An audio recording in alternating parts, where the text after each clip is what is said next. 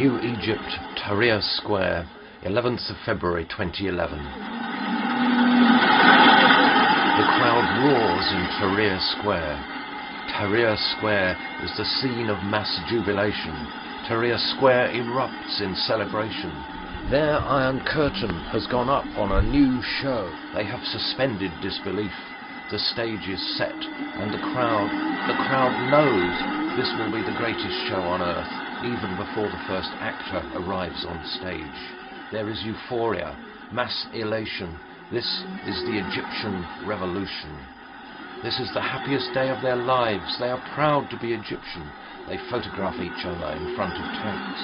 They photograph each other with Egyptian flags. They photograph their children held shoulder high. They shout, they scream, they chant, they blow whistles, they wave flags, they dance. Mubarak has gone. After 30 years, the dictator has gone. They, the people of Egypt, have sent him packing. Free at last. The people of Egypt are free at last. After 7,000 years, the people of Egypt are free at last. For 3 weeks, the people of Egypt defied the army, the police, the ever-present threat of arrest and torture and death. People were disappeared. People died to set Egypt free. The heroes of the revolution.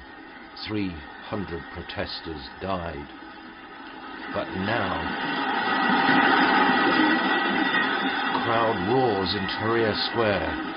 For a few hours they are giddy with the belief that they are in control of their own destiny, that dictatorship, secret police, torture, pain, suffering, poverty, corruption, injustice, inequality are things of the past. All that is over. The Egyptians have achieved the impossible. The Egyptians have reversed history. The Egyptians have overcome death. It is a new world. It is a new dawn. How wonderful, if it were true. I wish them well.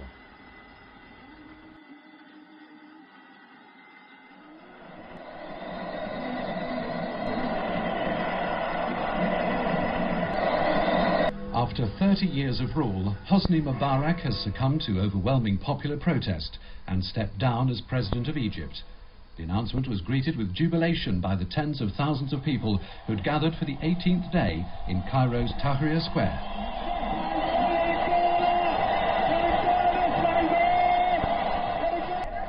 It was an historic, euphoric moment.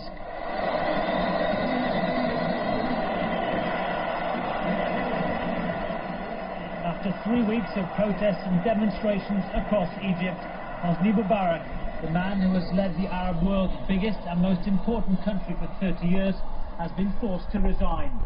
This authoritarian leader, a man described by some as a dictator who had suppressed opposition and dissent with an iron fist, hounded out of office by people power.